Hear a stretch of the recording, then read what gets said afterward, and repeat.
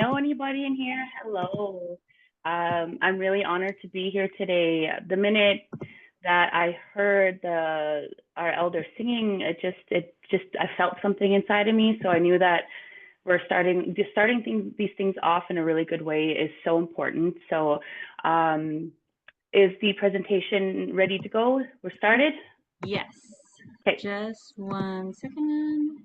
Most of my presentation will just have visuals and things that I will refer to throughout the presentation. And I'll speak on them a little bit. I just want to say welcome, everybody. I want to thank you all for being here today. I want to acknowledge that I am from and live on Treaty 6 territory, and I am currently based out of Amiskwaciy-Waskahikan in Edmonton. It's important to recognize the history and ongoing connection of Indigenous people to these lands, and I encourage those who have roots in other parts of Turtle Island to do the same with a good heart and understanding and your sacred responsibility as people who inhabit Turtle Island, both Indigenous and non-Indigenous. Today, we are embarking on a journey much like navigating a canoe to discuss some difficult but very, very crucial topics, the link between colonial trauma, the crisis of missing and murdered Indigenous women, girls, and Two-Spirit people, and also touching a little bit on our Indigenous men and boys and substance use. We will also be exploring how culturally relevant harm reduction, 2S LGBTQI inclusion, and Indigenous self-determination are very essential components of our shared journey towards healing and prevention. My aim is to provide a deeper understanding of these issues and to encourage further advocacy for solutions that are rooted in Indigenous knowledge and that same said self-determination. Next slide, please. All right, so you see a bunch of stuff going on here. If you can see the presentation, I'm going to start. Tanse Wapikwania Kamanahot Nitsigasun, Amiskwaciy-Waskahikan Ochinia, Nagawi, Colleen Jackson, Goodfish Lake, Whitefish Lake, David Cardinal, Nutawi, Kikino Métis Settlement. My mom and dad are from Goodfish Lake and Kikino Métis Settlement. I come from that area, which surrounds a former residential school, also known as Blue Quills.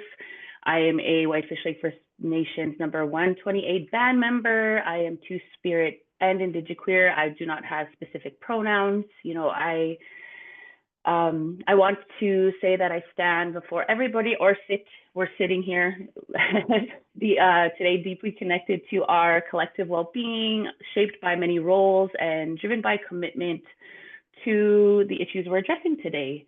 I'm dedicated to lifelong learning and sharing that knowledge, and I am also very much dedicated to tangible action.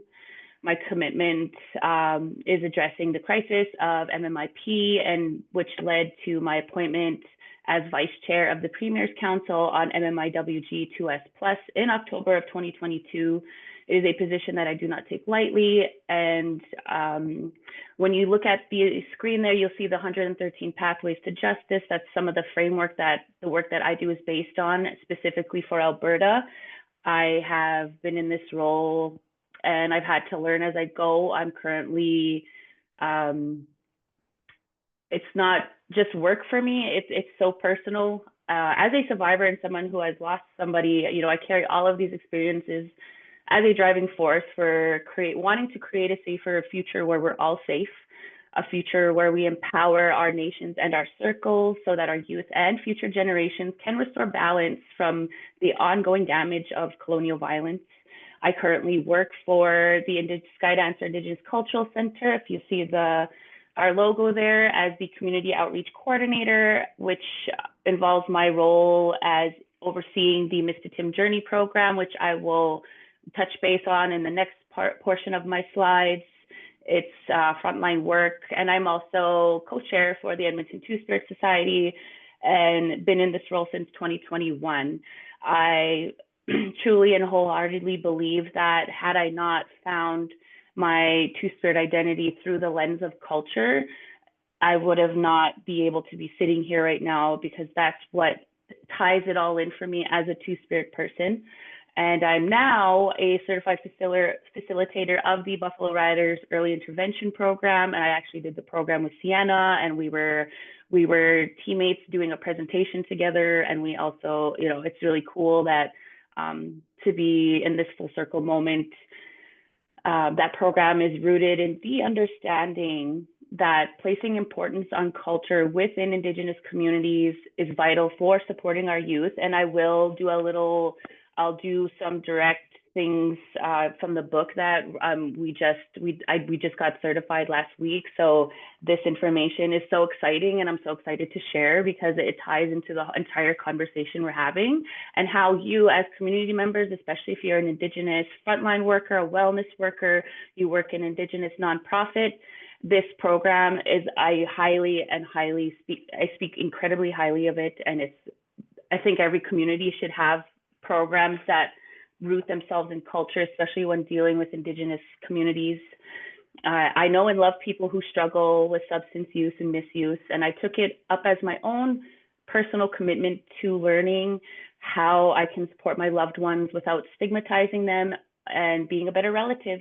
I'm also nearly 6 years into my recovery journey from substances like meth, cocaine, as well as nearly 5 years in recovery from intense alcohol use. So now my body is slowly getting to that stage where it doesn't feel like that's part of, you know, it's part of my story, but the things that happen to my brain and my body and my spirit and my mind, I feel more in balance now while doing this work and talking about the work that I do. So this is me hoping to encourage others out there to do the same, to understand that it is not a flaw of character, but a conversation to encourage change, and including the language we use when describing those who live with this struggle, to know Creator's love, to know the healing power of one's culture, to begin the restoration of balance, one generation at a time, one small act at a time, one unlearning or relearning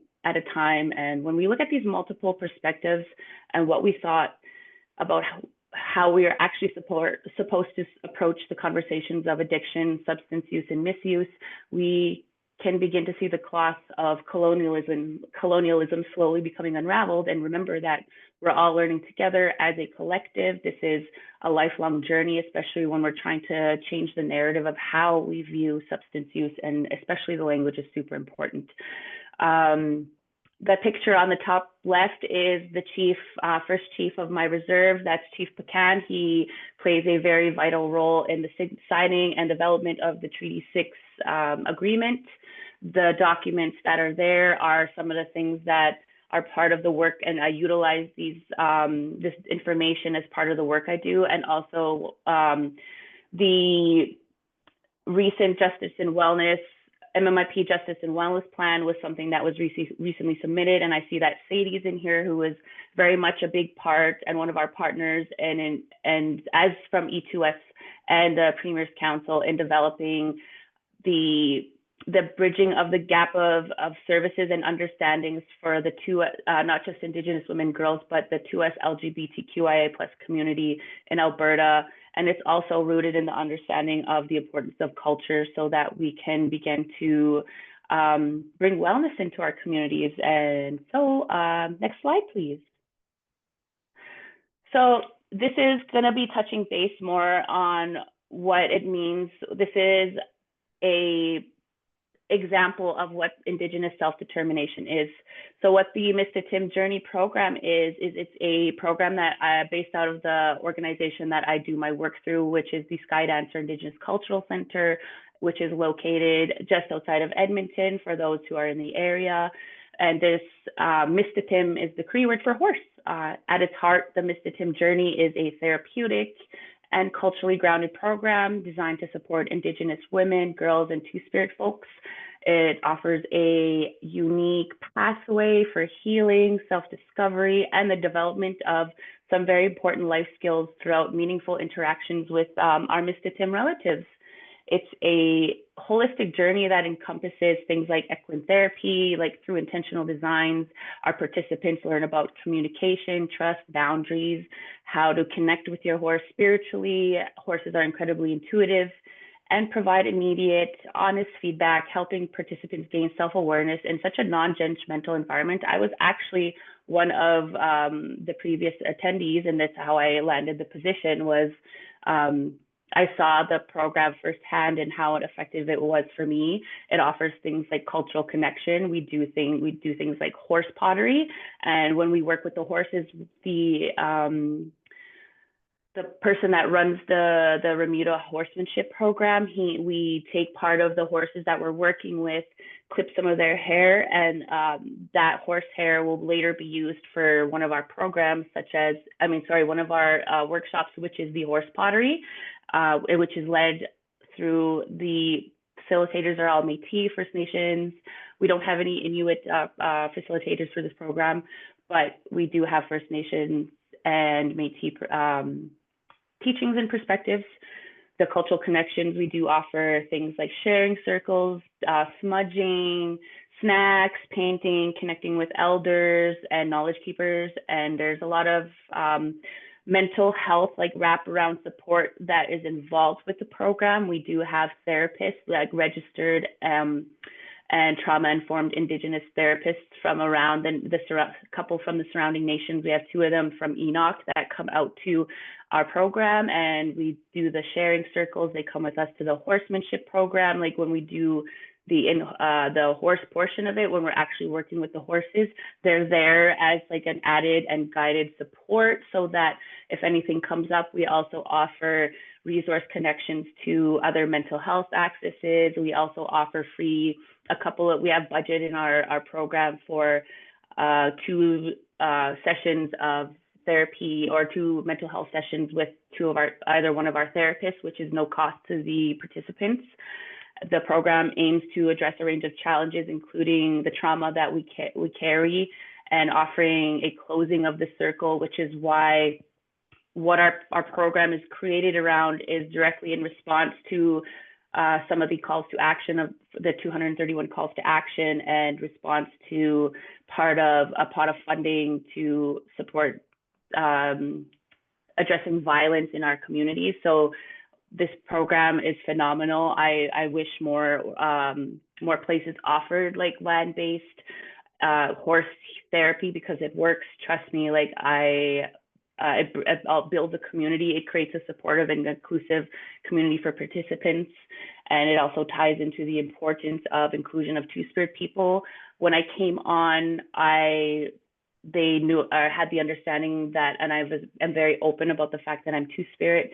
And being the coordinator for this program, I've taken on that responsibility to show them and to guide them in terms of how to actually be inclusive of this program. So we started, I know of some of our registrants, like when we don't ask too much identifying information about, but we now have pronouns pins, which is really like a good step forward.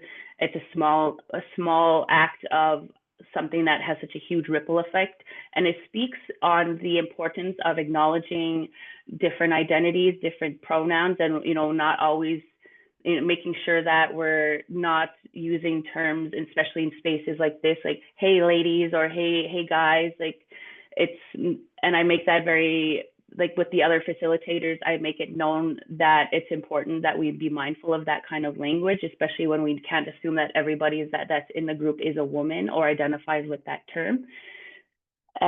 Next slide. So yeah, I really enjoy the work that I do. It's a direct example of, again, Indigenous self-determination, and I will touch base on the actual definition of that.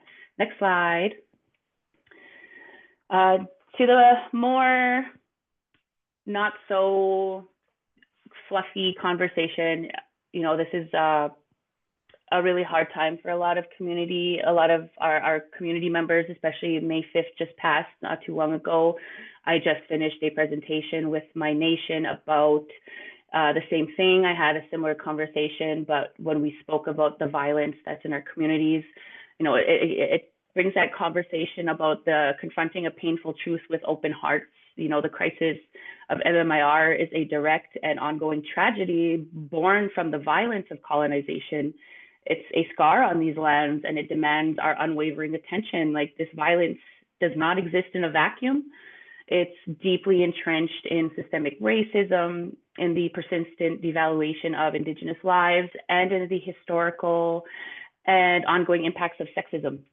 It is also directly connected to the deliberate dismantling of traditional Indigenous social structures, the erosion of vital roles, and the respected status that Indigenous women and Two-Spirit people held within their communities, a deliberate act of colonial oppression. While the numbers, and I'm not going to go into numbers, I don't, at this point, it's more, we're aware of how high these numbers are. They're overwhelming, but we can't shy away from them. Each statistic essentially represents a human being, a cherished member of a family, a vital part of our community who was essentially stolen from us. We must remember their names, their stories, and we must never let their lives be reduced to a data point. Furthermore, we must explicitly include our Two-Spirit relatives in this conversation. We too face alarmingly high rates of violence and are often rendered invisible. Acknowledging and addressing our specific experiences and needs is not something to be learned in a classroom or found in a book, but it is a fundamental part of seeking justice and healing for our people. It's something that is learned through when we attend things like this, when we learn about the Two-Spirit experience while in residential school, which I will, again, touch base on it further down in our conversation.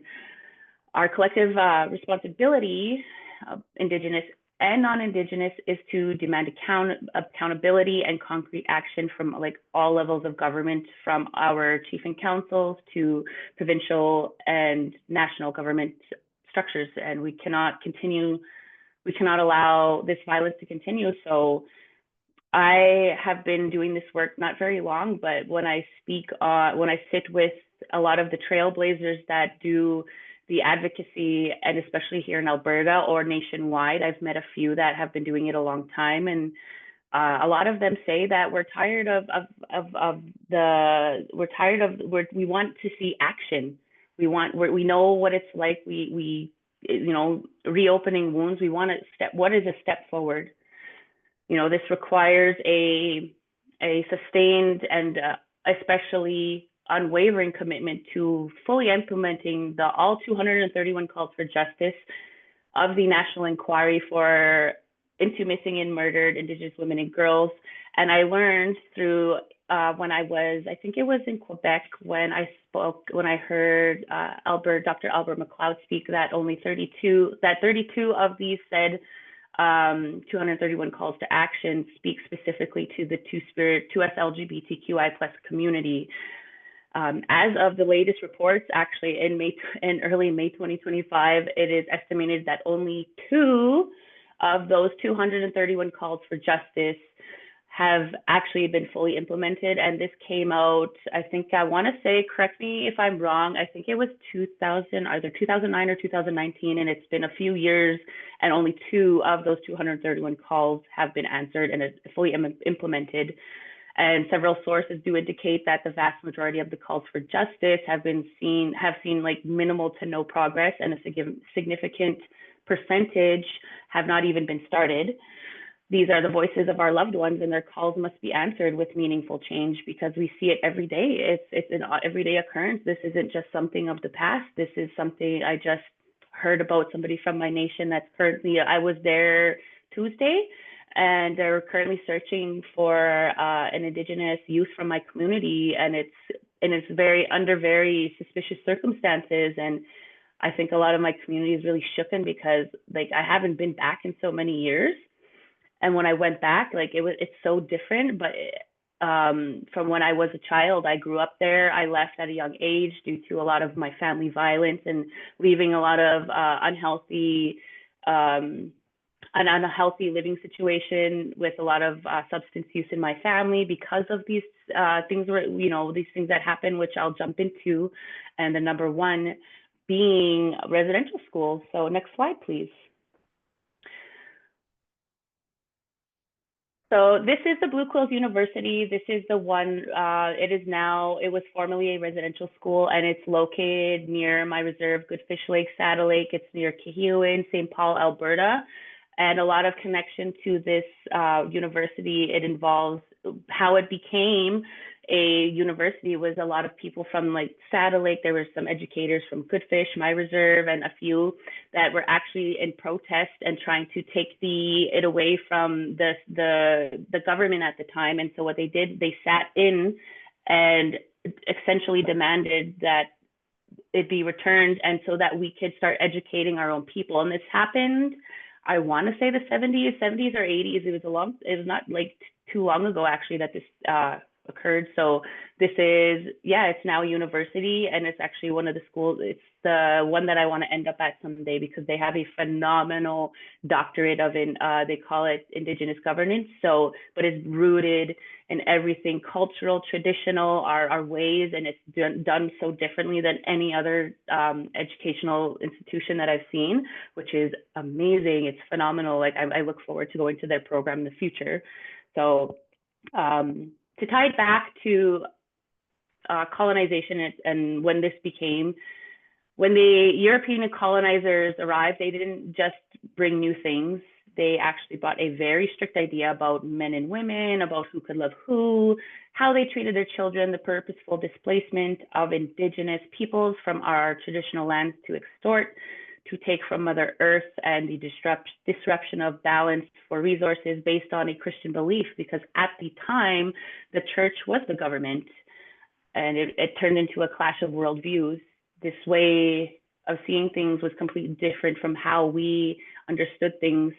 Our traditions were often much more open and more accepting of different ways of being and treating others. It's so important to understand that colonization also brought patriarchy. This is a system that says that men and manly roles are more important than women and womanly roles. And I say that with air quotes because that's just for explanation purposes. And it turned into hitting our society so hard. You know, many of our nations were matrilineal, which meant that women held significant power, were leaders, and families were traced through the mother side. Patriarchy didn't just hurt Two-Spirit people. It messed up the balance of our whole society and made women's roles less valued. And again, even Two-Spirit people, you know, think about the government and the missionaries. They actively tried to get rid of our Indigenous cultures and our spiritual ways. This included trying to erase the honored place that Two-Spirit people held in our communities. Our Two-Spirit relatives, who, you know, myself included, who are once seen as sacred and important, were suddenly called wrong, sinful, not normal, all because of these European ideas. And I'm okay with not being normal, you know. But this led to so much hate, discrimination, and violence. The impact of colonization on Two-Spirit people and all of us as Indigenous people here on Turtle Island was deeply painful, and it continues to affect all of us, essentially. And the residential schools were a key tool of the harm. These places forced our children to very strict ideas about being a boy or a girl, cutting them off from their cultures and how we traditionally understood identity. This deliberate attempt to destroy our culture meant that Two-Spirit people, we lost our way of life, our knowledge, and our sense of belonging. The pain of this cultural genocide is still very real in our communities today, and we need to acknowledge this. This is a common conversation that I had this conversation for the first time in front of my community a few days ago. And that was a very vulnerable moment to me, because I essentially re-outed myself to my community as Two-Spirit, because I came from there when everybody only assumed I was straight, you know what I mean? And it was actually very freeing and very healing to teach my community this stuff, because there's a lot of really good people there, and I was invited there to share what I've learned in my journey so far, both personally and professionally, about the Two-Spirit perspective and how it ties into the missing and murdered Indigenous people crisis. You know, as a Two-Spirit person, I've had to work through layers of shame, internalized homophobia, and the fear of being harmed because of who I love and how Creator made me. And because of this colonial influence, many Two-Spirit people were forced to hide who they truly were, living in fear of really terrible consequences. It was even started to believe the negative things that was said, which was ties into inner hurt, which we now understand as internalized homophobia and transphobia. And this is a direct result of what was forced upon us. Essentially, it's not our ways. Next slide.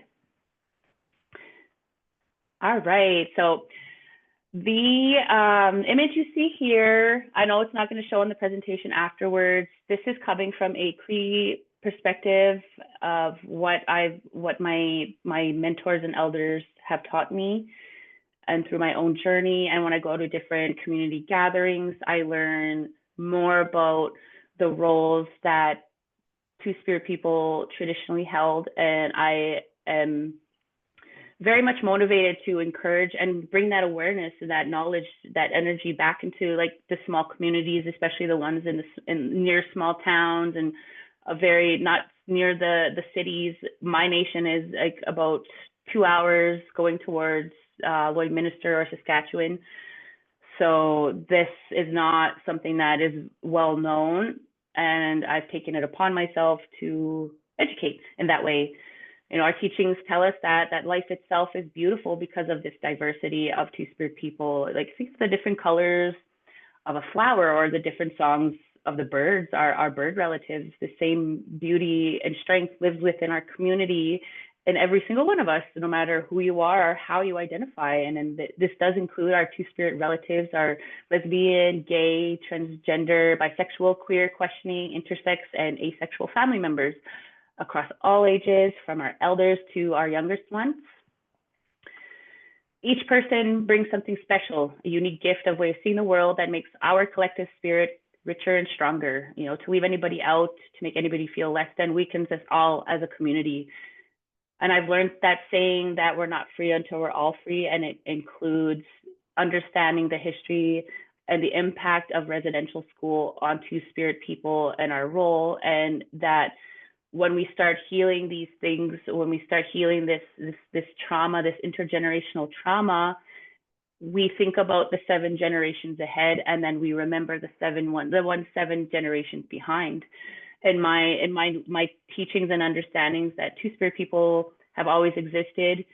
Many nations understand that there's the embodiment of both masculine and feminine spirits. I believe that it's an understanding and mix of a connection to culture, spirit, their role within Indigenous community, gender expression, and sexual orientation, among other identifiers. You know, it's different, it's nation to nation.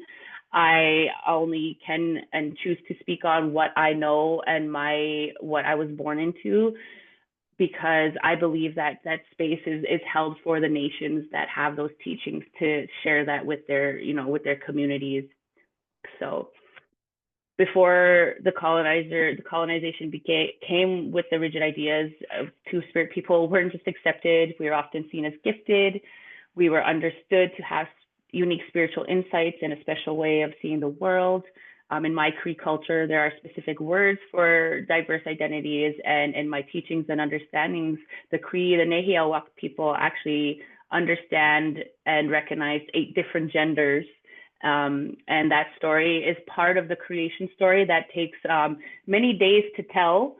It's not something that can be told in one day, you know. And one of the words that is common that I've seen more and more use of is equeo, which is sometimes described as someone who is neither just a man or just a woman, but they hold their own distinct gender identity. And if you look on the screen, there's actually some syllabics, there's Cree syllabics there.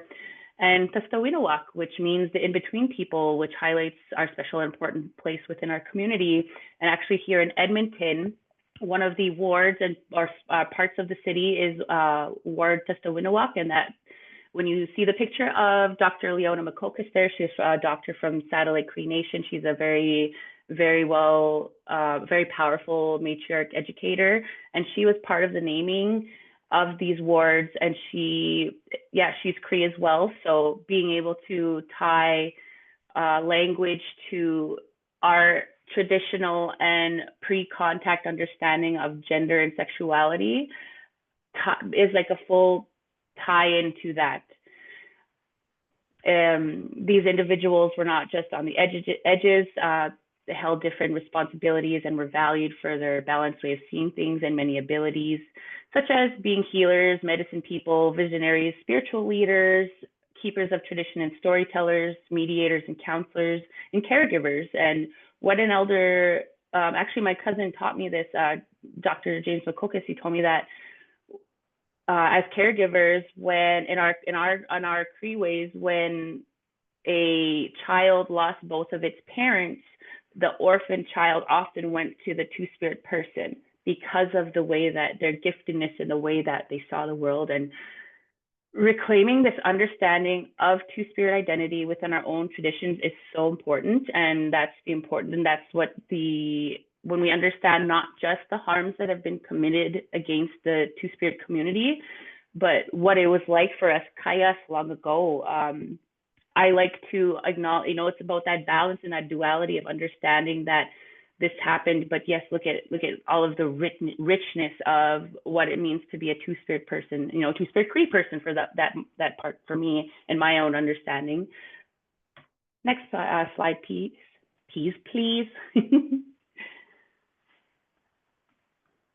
The MMIP crisis is an ongoing and devastating reality in so-called Canada, but more so Turtle Island as a whole. It does happen south of the Medicine Line. It's not just a vacuum or silo within Canada. Two-spirit people, Indigenous women, girls experience violence at rates far exceeding those of other populations. The national inquiry's findings are clear. This violence is a direct result of colonialism, systemic racism, and ongoing discrimination.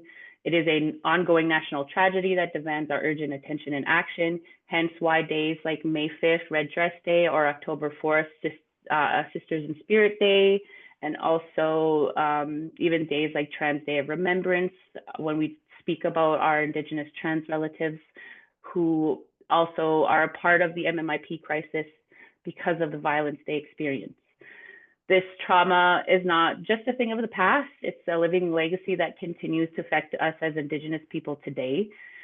Policies like the residential school, 60 scoop, land dispossession have caused deep wounds, wounds that are passed down through generations that have disrupted our families, eroding our cultural identity and creating a lot of pain and suffering. And when people experience overwhelming trauma,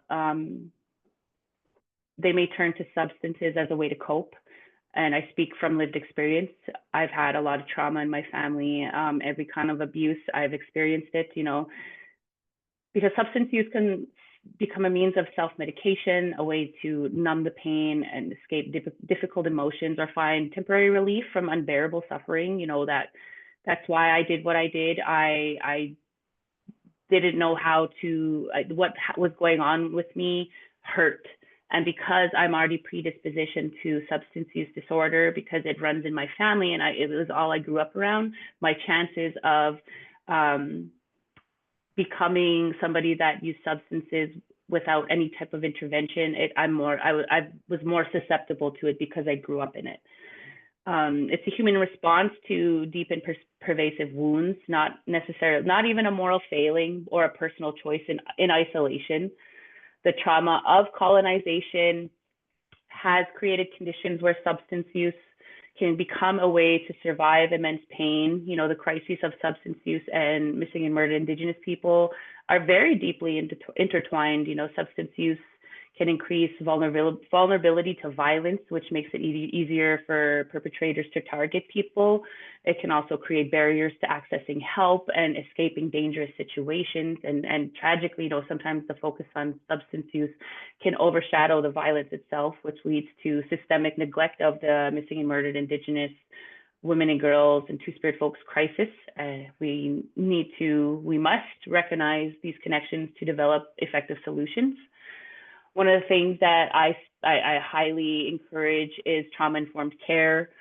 It means understanding that the profound impact of trauma on individuals and our communities and creating systems of support that are safe, respectful, and avoiding further re-traumatization.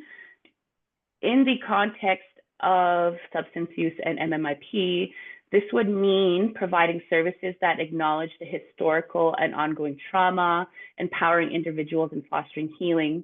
It also means working in collaboration with Indigenous communities and centering our knowledge and our expertise.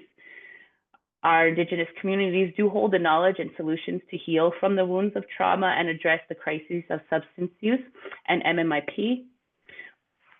Excuse me, water drink. Excuse me. We must center Indigenous-led approaches. We must support cultural revitalization and invest in programs that are grounded in traditional knowledge and healing practice. This is not just about providing services, it's about empowering communities to heal themselves and reclaim their futures. When we address the intersections of things like substance use and MMIP, it is the responsibility of all of us. We must educate ourselves, we must challenge stigma, support Indigenous-led solutions, and advocate for continued systemic change. Even when we think that we can change things, we must at least infiltrate. We must work together to create a future where Indigenous people are safe, valued, and empowered, especially our women, our girls, our Two-Spirit folks, valuing us and empowering us. It's committing to action, to healing, and to justice. And it's important to remember that help is available. And I will give down a little bit in the presentation, a QR code if you are on a computer and you have access to phone. And it's just a couple websites that I've researched that have a lot of really cool information and a lot of data, a lot of actual solutions forward. And next slide, please.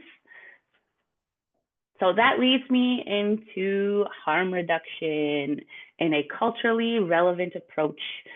I really like this picture. If you see, it's the harm reduction is good medicine, and it's based out of the Toronto Indigenous Harm Reduction Center. I went to visit there a few years back, and I met, I don't know if anybody knows the artist Isaac Murdoch.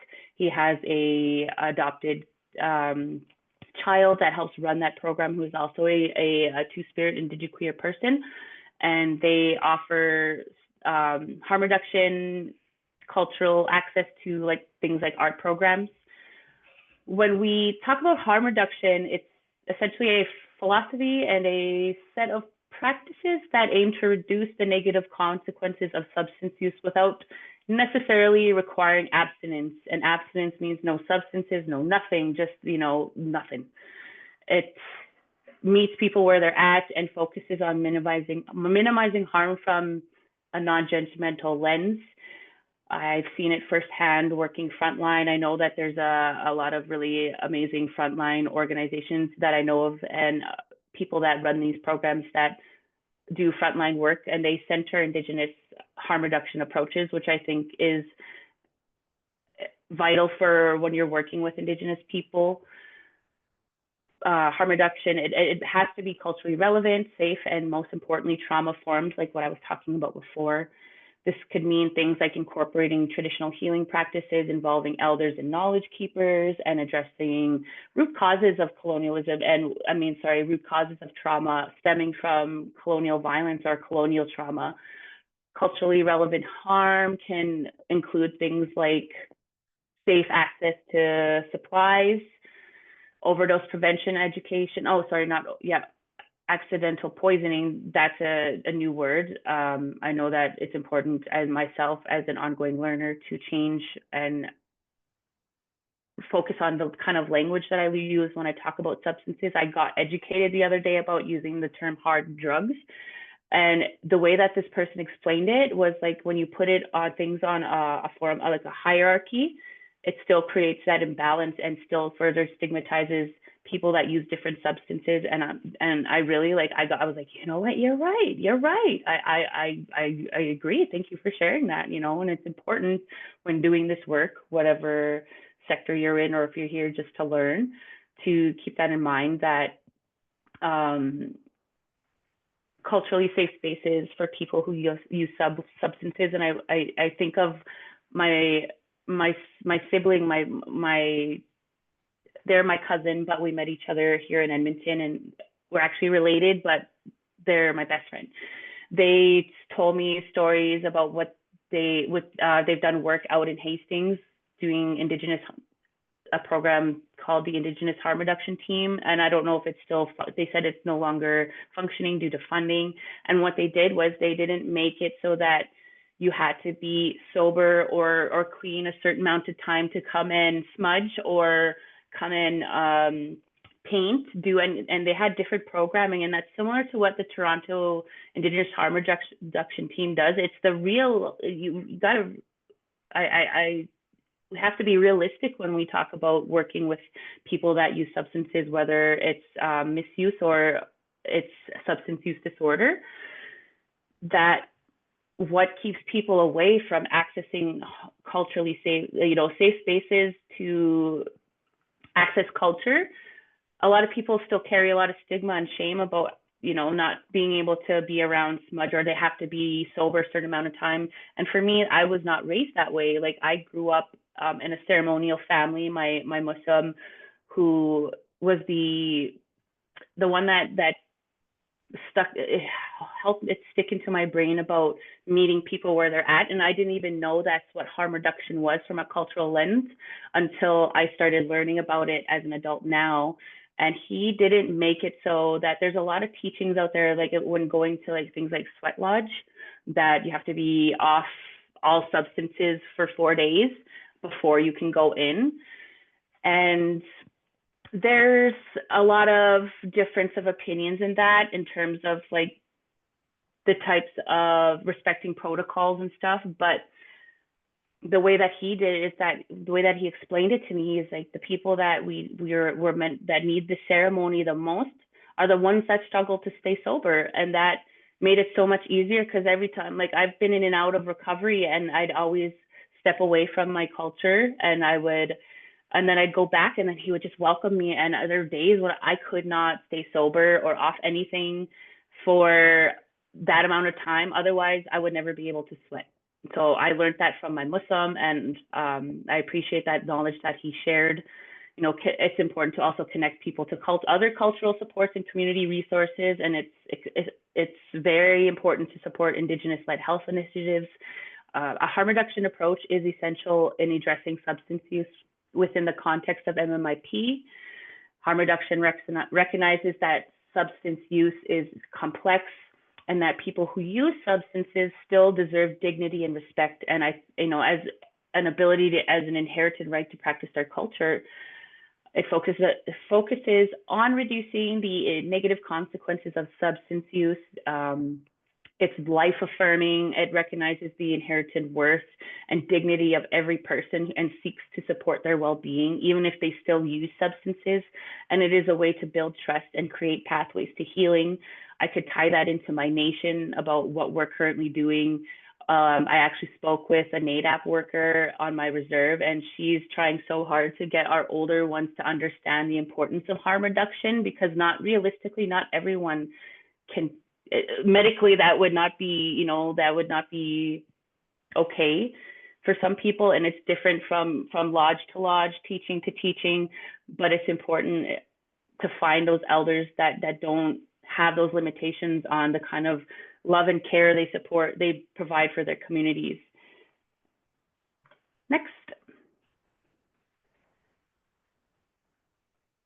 Okay, this is something that is more so specific to Alberta, but it also ties into what's going on here. There's actually today in half an hour, there's a peaceful demonstration about the treaties, and these, I tie those in together because there are those bills that I don't know if anybody that's from Alberta is familiar with the 3 bills that were passed. It affects our youth. It's a target against our youth, and especially our 2S LGBTQIA+ youth. Excuse me. When we talk about addressing MMIP, substance use, and fostering healing within our communities, it is absolutely vital that we center the inclusion of our 2S LGBTQI+ relatives For our Indigenous listeners out there, I want to reiterate that Two-Spirit people have always been a part of our nation, holding unique roles and carrying specific responsibilities and contributing to our collective well-being. This is a part of our history, our traditions, and our strengths. For all of us, Indigenous and non-Indigenous, this does require commitment to reclaiming and revitalizing traditional Indigenous understandings of gender and sexuality, understanding that embracing the wider spectrum of the beyond the rigid binary, which was imposed by colonial systems. We must celebrate the beautiful diversity that exists within our communities, recognizing that this diversity strengthens us all.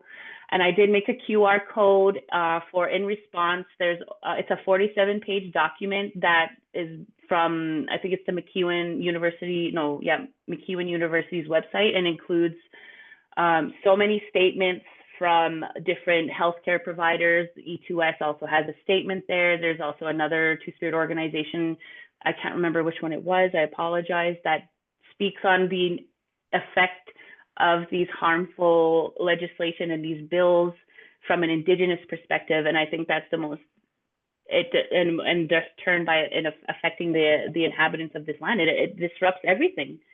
Yeah. It's important to create safe and affirming spaces for our Two-Spirit community. This isn't about political correctness or simply being polite or respectful. It's a very critical necessity. For many, it is a matter of safety, of mental well-being, and tragically, a matter of life and death.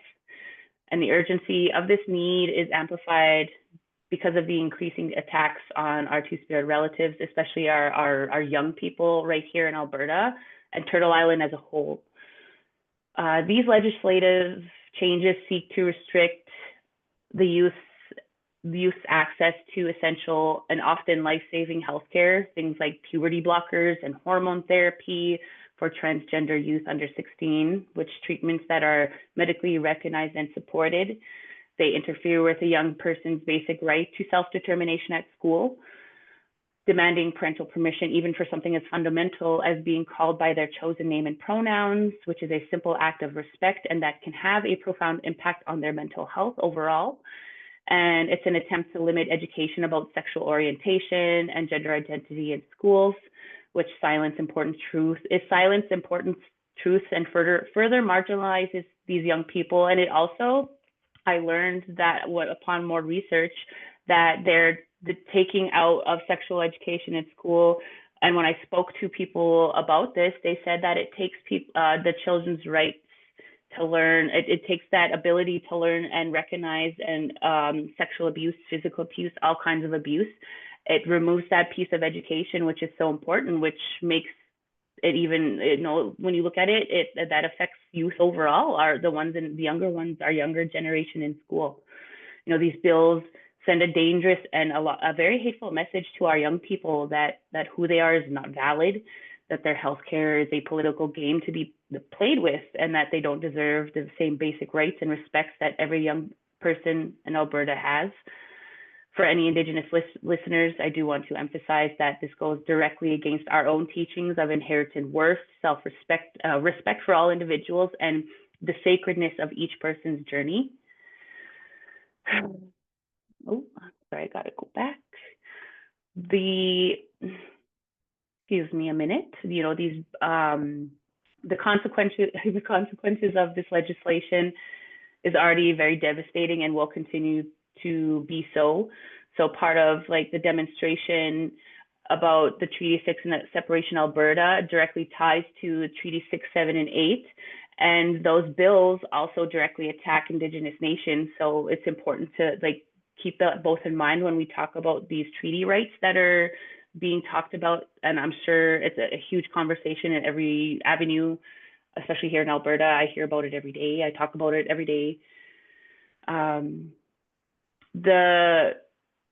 When you think about the consequences of these things and how they could, you have to think future about how it'll increase feelings of isolation, anxiety, deep depression, and a heightened risk of suicide among our youth who already navigate so many challenges. We're not just talking about abstract possibilities.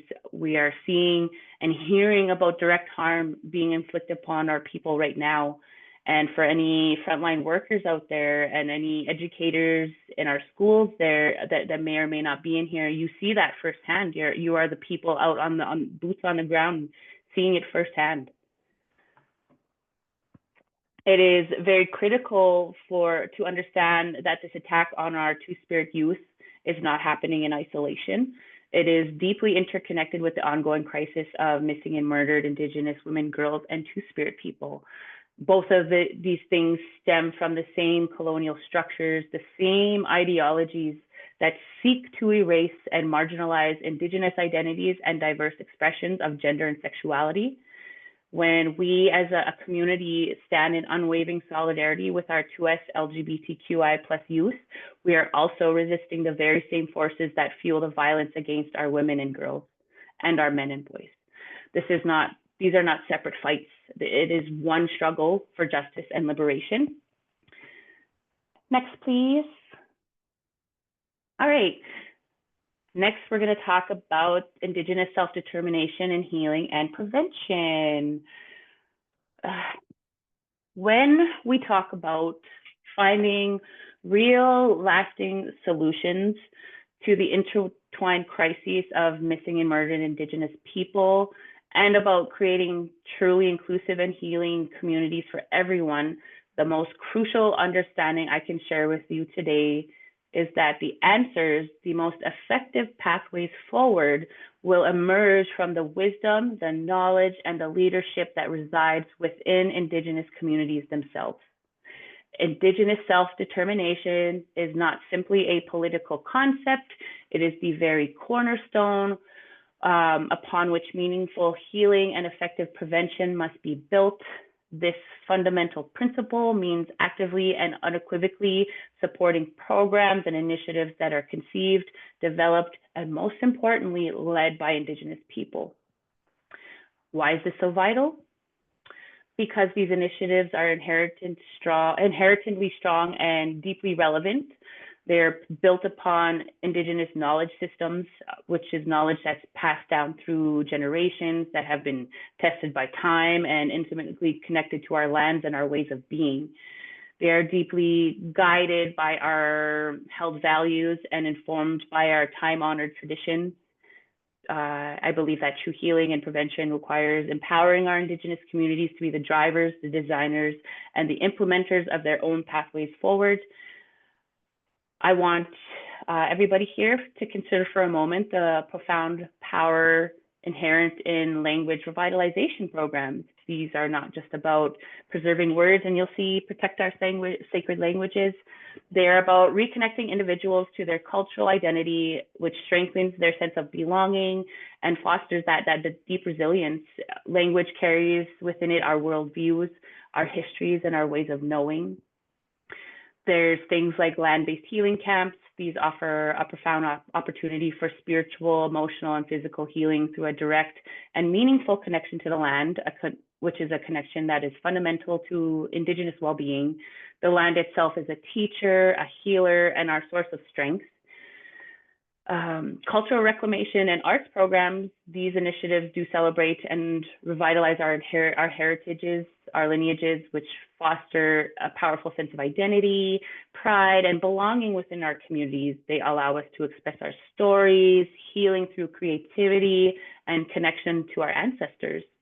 It's important to have Indigenous-led health centers on every level. When healthcare is provided by Indigenous people for Indigenous people, it is inherently more culturally competent, accessible, and attuned to the specific needs and experiences of our communities.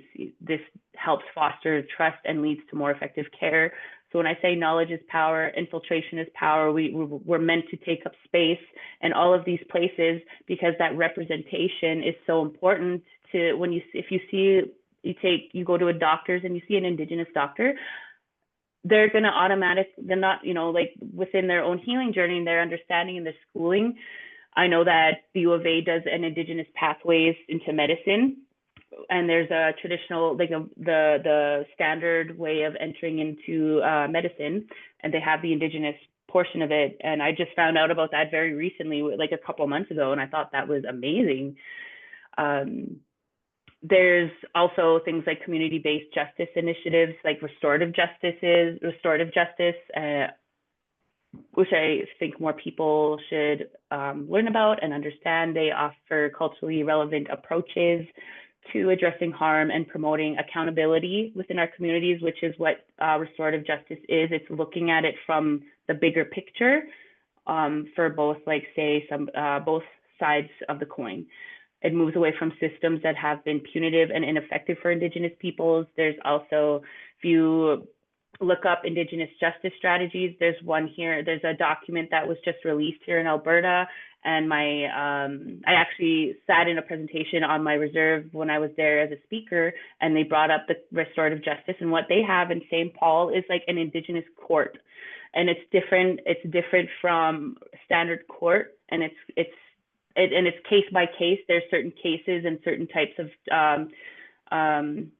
charges or things that they won't do, but there's things that they will.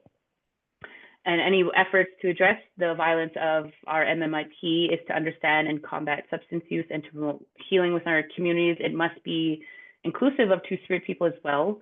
To exclude us and to ignore a vital part of ourselves is a further perpetration of the very harms we try to overcome. So I find it's important to go to our nations that may have lost their understandings of the importance of Two-Spirit people in their communities and educate, because there's people that not everybody, people, I like to give hope that there's a potential for growth mindset and that people will come to an understanding. I pray for that all the time, for people to see that, especially in my community, because when I tied back to myself, I felt safer and had the language to how I was feeling and identifying inside it, and it was tied into culture, my life would have turned out so differently.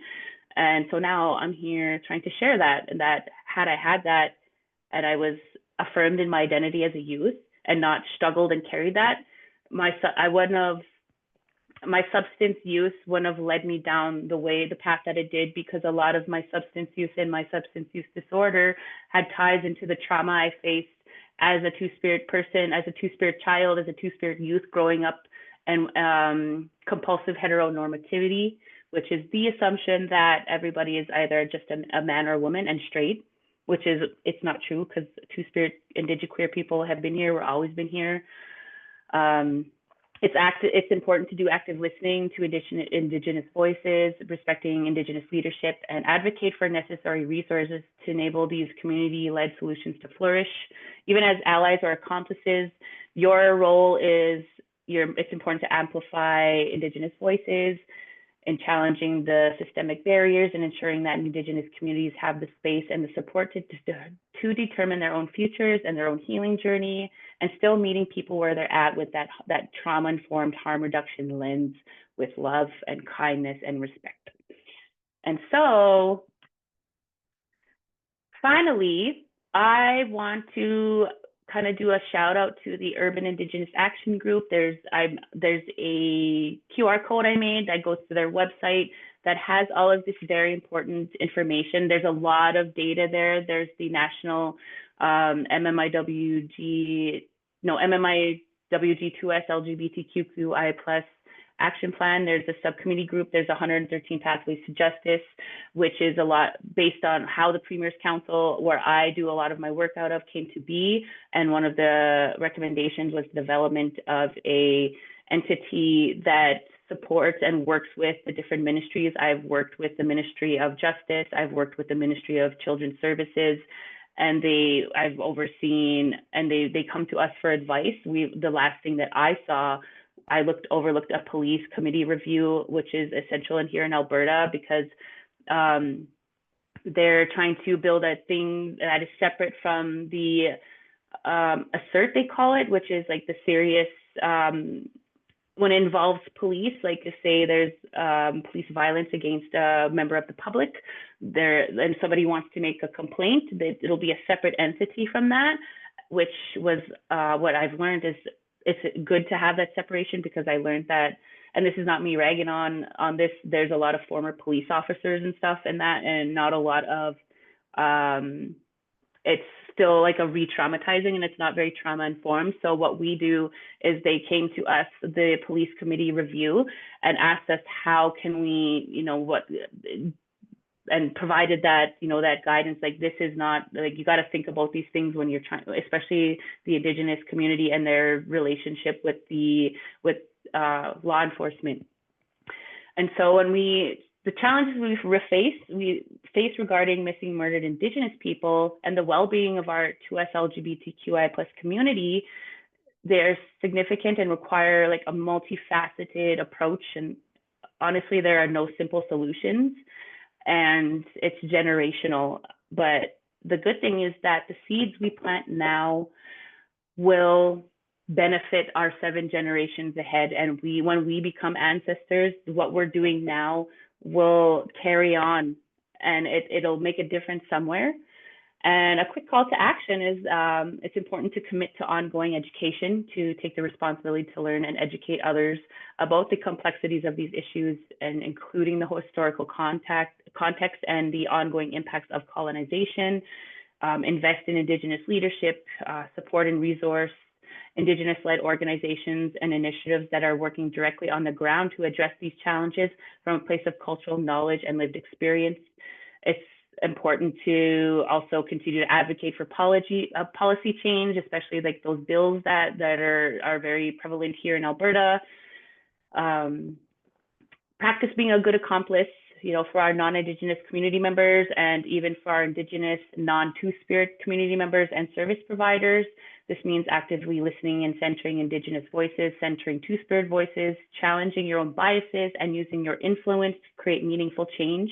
And it's essentially, and most importantly, important to center lived experience, to always honor and respect the voices and experiences of those who have been directly impacted by the missing and murdered Indigenous peoples crisis and ongoing discrimination. The stories are powerful, and it's like more like a guide forward. And yeah, XA, I am done. And that's thank you everybody for listening. And now we'll go into the Q&A portion of it. So